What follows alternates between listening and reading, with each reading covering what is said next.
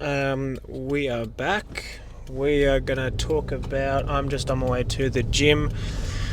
We're going to talk about in-season training, what I do in season, why I do it. We'll talk a little bit about exercise selection and why I choose what I choose to do. And I guess it can provoke thought for some people listening or raise questions and all that type of stuff. So we'll start with just general periodization. Is I like to hit just with the schedule being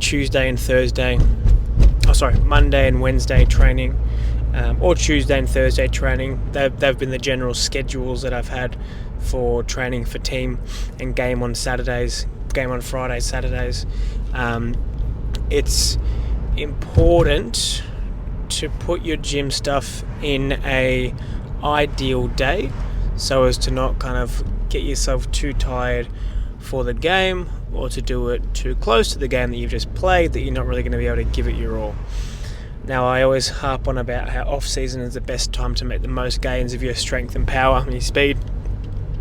Your in-season is more so about focusing on the actual season, winning games, feeling fresh. But I think people take that a bit too far sometimes, and what they do end up doing is they've built up this good potential in the off season, and then once it comes to in season, because the season will last maybe 6 months or so, that they kind of take their foot off the gas in terms of what they were doing to get themselves to being in their best possible situation and best possible athleticism for the pre-season and the off-season. And then once they get into in-season and their focus is, I just got to stay fresh, I just got to not get injured, and they stop doing that stuff that got them to where they want to be. It's generally why you see a trend of your athletic performance, if you were to actually test, get worse as the season goes on. Get worse in terms of team sport are very different to training just for general strength, power and speed purposes. They are very different. Team sport involves a lot other aspects, especially fitness, that the gym and general sprint training does not. However, when you have a high base of general physical preparation of strength and power and subsequent speed through the training that you've done in your off-season and pre-season, it's going to allow for a much bigger base to work from when you're actually playing in season, and much more potential to do everything that you want to do faster and better. So I always say that off-season is the most important time, but your in-season is not time for fucking around either. Your in-season time is for still working on your strength, still working on your weaknesses, still working on getting load through your body weekly, because it is going to help tremendously. Especially if you're a novice / intermediate, that is just going to help you so much more in terms of be able to play many more games, to not being no missing games due to injury, to actually playing and feeling sharp when you get to game day. And it just has to be once a week. I say that it doesn't have to be any more than once a week. If it is more than once a week of lower body, you're generally probably more than likely than not going to tire yourself out before game day. So it's just important to put it on the right day, and then also do the right things while you're doing it. So basically what I'm doing today, what I'm going to do now as I'm driving to the gym, is I've already got my session pre-planned. I find that's a really great way for everyone to do, is to just take the guesswork out of it. Once you get there, you know what you're doing, you get it done, you know roughly how long it's going to take, then you finish there and you finish what you've done. And you got to give everything a reason. If your gym program has things in it and you don't have a justification for why you do it, then it shouldn't be in the program. It's as simple as that. So knowing what you're doing and why you're doing it and what stimulus you're looking to get out of it is probably the most important thing. Also, one of the most important things is going to be how well would you actually do the exercises. So your technique, your loading parameters, your choice of weight, especially. So anyway, I won't harp too much on about the super nitty gritty stuff. It's more so just to show and tell. So I'll get to the gym. I'll probably spend 5 minutes, 5 minutes, maybe. I might foam roll when I get there. My body has been quite tight and beat up over the last 4 or 5 days. Just general soreness from the game and then training as well last night. So I will most likely do some foam rolling, just very light, spend 10 seconds on each muscle group. Then I'll just do some general mobility on the ground, and that's not much. That'll take not even 5 minutes.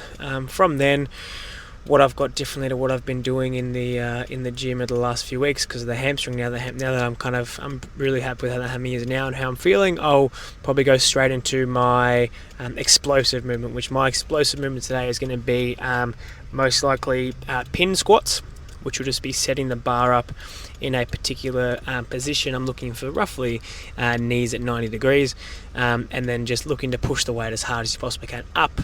Not really focusing much on too much eccentric. I'm not really after any extra fatigue that I need from this. This is purely just strictly a neural exercise for me to really load up the weight and really push with intent. I've got my velocity-based training device, which I've purchased recently, which I'm going to use as well. So that'll give me some insight into, the numbers, how much I'm pushing, my wattage, all that type of stuff. So that'll be fun to do as well, fun to use. And I like having numbers because it makes you push a bit harder. Just like how doing speed training through timing gates is always going to make you run faster. So I'll test it out. That'll be my first exercise. I haven't done them before, so they won't be polished today. They will be quite ordinary, so I'll be just looking at 70-80%.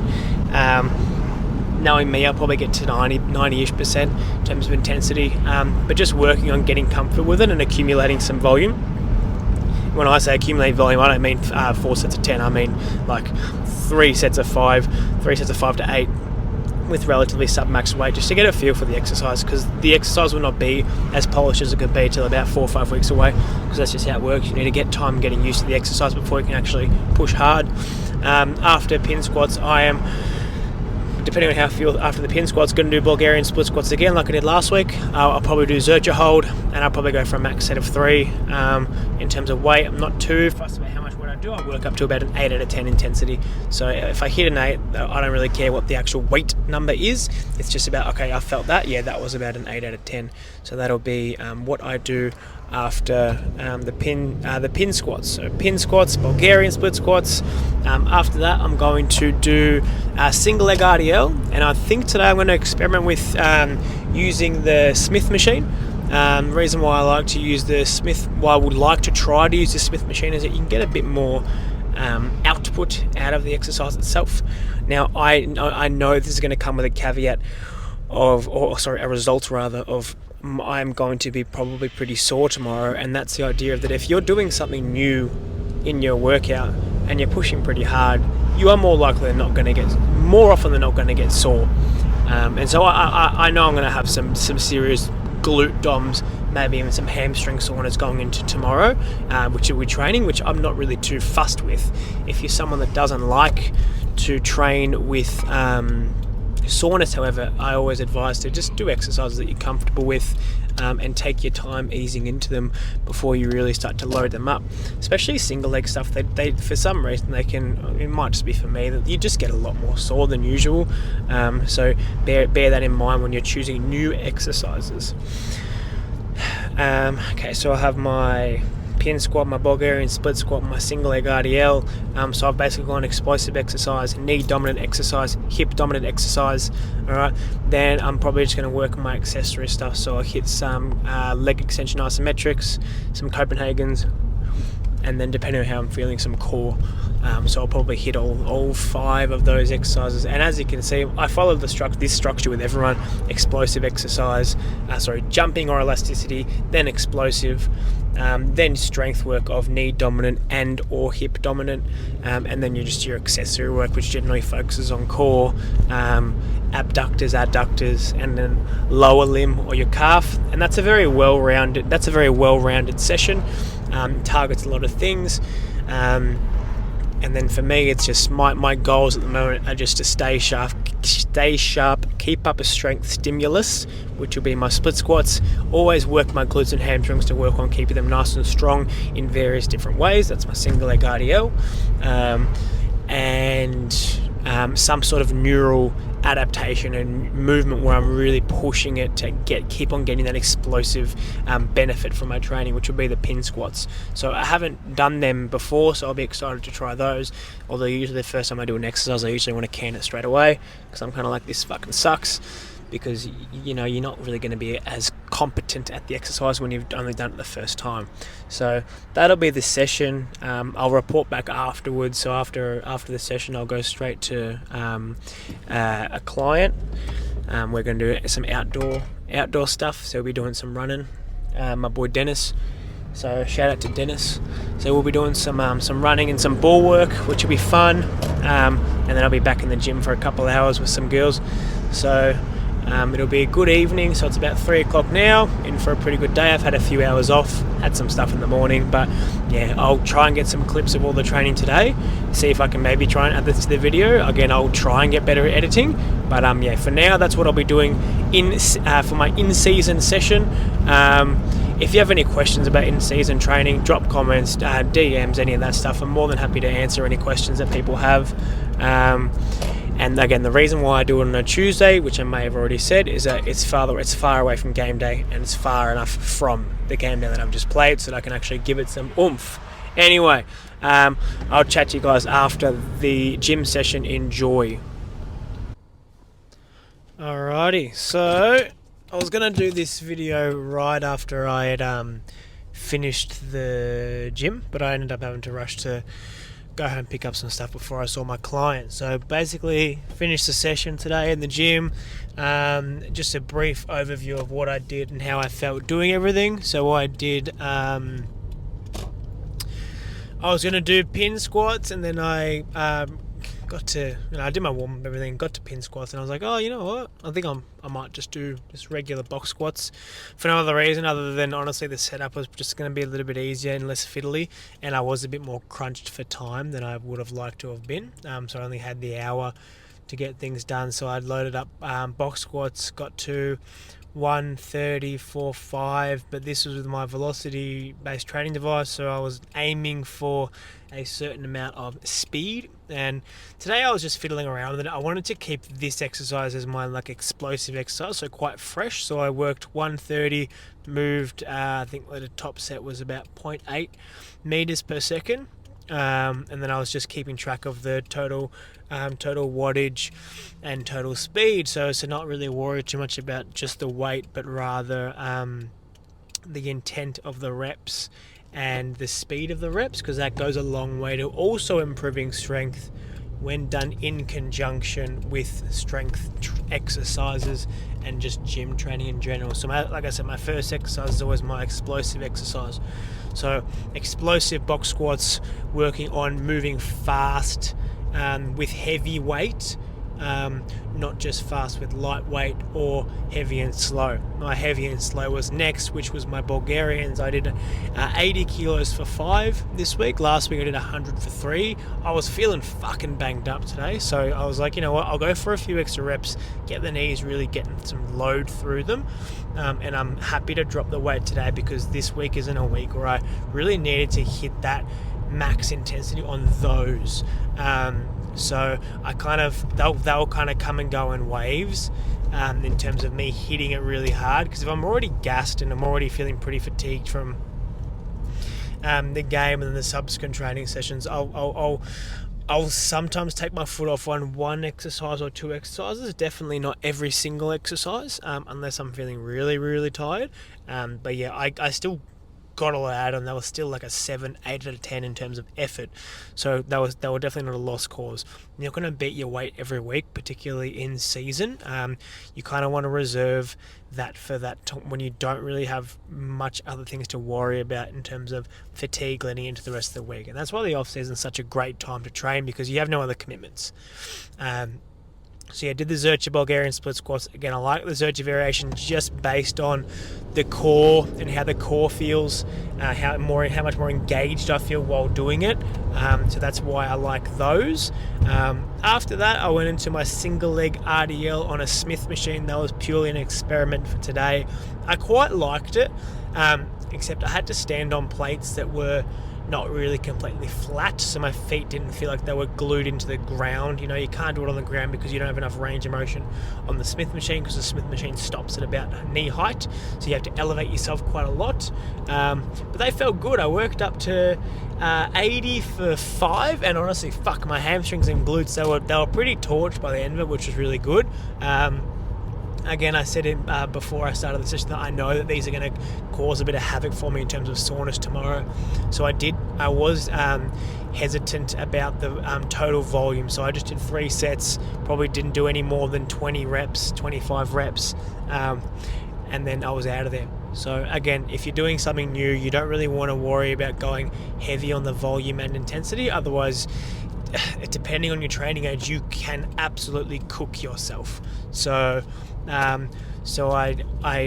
shredded lightly, but that 80 was still hard work for the 80. So that was a good set to get into, and I quite liked it.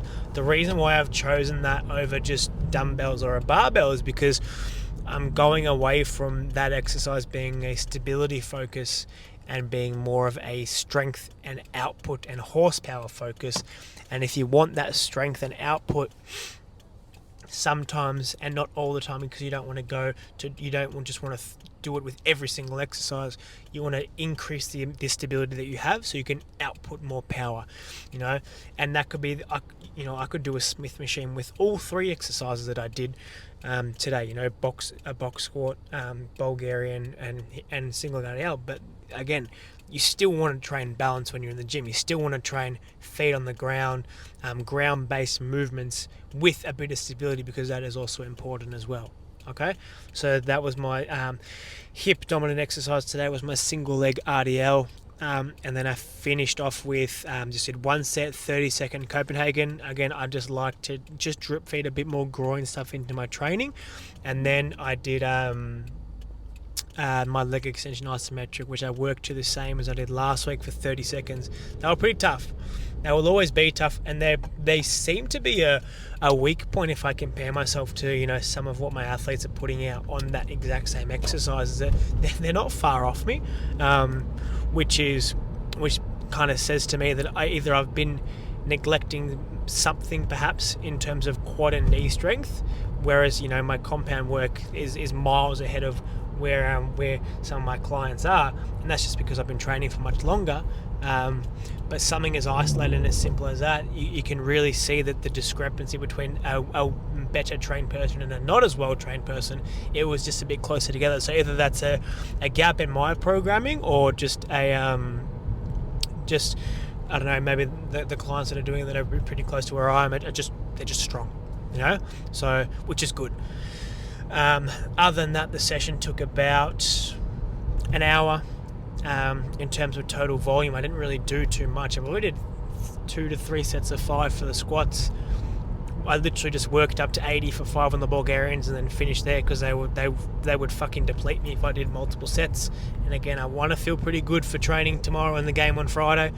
So there's always a trade-off, You could train hard as fuck, you could train really, really tough, hit every single exercise with great intent during the week.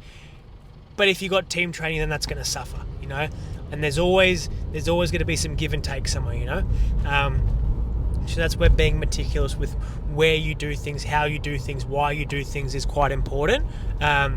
But I've kind of over the years formulated a system and just a total amount of exercise that I do that just works for me, and that I find works with most of the athletes that I train too. So all my athletes will follow a similar schedule and similar loading parameters, similar way of operating themselves in the gym that I do, and it seems to work quite well. I've seen great things in terms of how they feel leading into game day, just based on what they're telling me, and how they feel during the week and how they feel at training, which is awesome. So This episode was basically just about what I would do in season for gym. In terms of upper body honestly is optional for my sport. For soccer, it's optional. You don't need to do upper body. If you want to do upper body because you want to feel better about yourself in terms of from an aesthetic point of view, then by all means do so. But there is no discernible benefits if you are an aspiring professional footballer to do upper body. The only maybe justification I would use for upper body for people in my sport is that if you still want to be able to put up good numbers for a deadlift or a clean or an exercise that involves your upper body, I have seen that some people who have very strong legs and not very strong upper body struggle with an exercise like that purely from having much stronger legs than an upper body. So that would be the only thing, would be that if you want to be a athlete rather than just a soccer player, and that's where general physical preparation comes in. For some people, doing upper body is good because it means that they won't do any extra leg work during the weeks. They'll feel a bit fresher for the games. There are some neural benefits to just doing upper body that you can get without doing lower body, so you can still feel fresh. So there are benefits, but in the grand scheme of things, and if I'm being completely realistic, you can get away with doing no upper body. Do I do no upper body? No, I do fuck all upper body.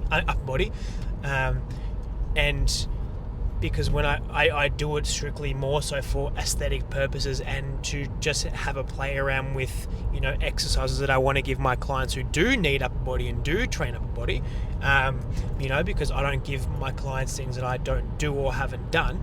But I haven't done it this week. I don't think I did it last week.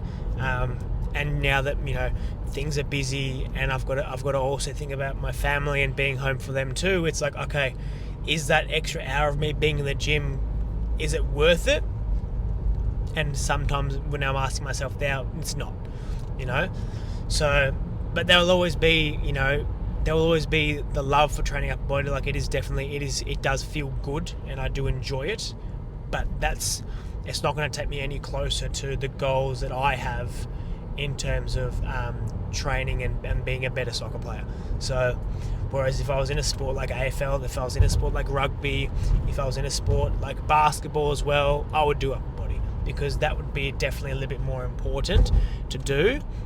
Whereas soccer, and you basically just have to judge it based on what is the profile of a professional athlete, of a professional soccer player, and you look at the size of them, and then for them, being smaller has its advantages. And in this sport, if being small has its advantages, then it would be like, okay, cool. If I want to do upper body, am I doing it because I think it's actually going to make me a better soccer player, or am I just doing it because I want to look bigger? And there can be arguments made for doing upper body if you are someone that is quite scrawny and quite small, because if you do upper body, you're not going to instantly add 5 kilos, 10 kilos to your frame. At very best over a year, you might add 1 or 2. And that's not going to do much in terms of hinder any conditioning or performance, right? So again, upper body is not going to hinder your performance either. The only reason why upper body and gym in general is going to hinder your performance is if you are doing it so much that you are no longer spending time at the pitch. You are doing it so much that you're no longer spending time touching the ball. So that's when it goes too far. And that's what you'll see from a lot of people, especially in Australia, is that you'll see these big guys playing soccer and they're big, but their technique and how they play the game has gotten worse because they've transitioned from being a soccer player to working out in the gym more and becoming more of a gym body. And you can do both. You just have to be smart about how you do things, okay? So there is always going to be a trade-off. You spend much more time in the gym over the off-season than you do in-season.